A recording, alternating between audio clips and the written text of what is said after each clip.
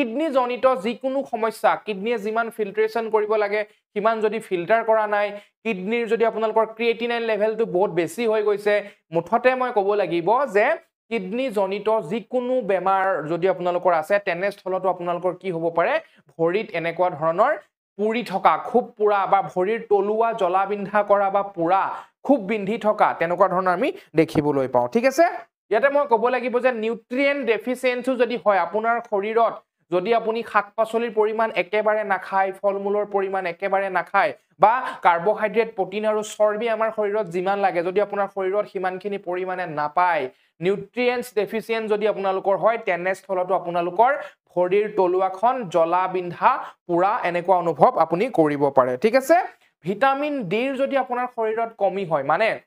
আপুনি ৰ'দৰ পোহৰ একেবাৰে নাপায় আপুনি ভিতৰতে সোমাই থাকে আপুনি ৰ'দত কেতিয়াও ওলাই পোৱা নাই বা আপোনাৰ শৰীৰত যদি ভিটামিন ডি ডেফিচিয়েন্সি হৈছে তেতিয়াও আপোনালোকৰ কেতিয়াবা দেখা পোৱা যায় যে ভৰিৰ তলুৱাখন খুব পুৰি থকা খুব জ্বলি থকা আপোনালোকে তেনেকুৱা ধৰণৰ দেখা পাব পাৰে ঠিক আছে এতিয়া ইম্পৰ্টেন্ট এটা আমাৰ কথা আছে যেটোক আমাৰ কোৱা হয় ফেট বেড বুলি ফেট বেড আমাৰ ভৰিখনৰ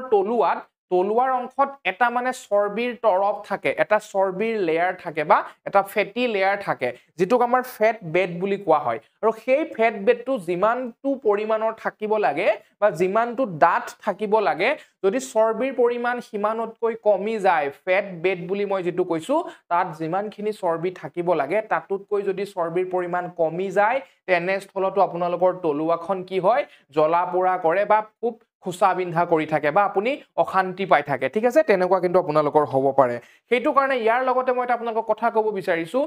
যদি কেতিয়াবা সুবিধা পায় কেতিয়াবা বুলি ক'লে মোৰ ভুল হ'ব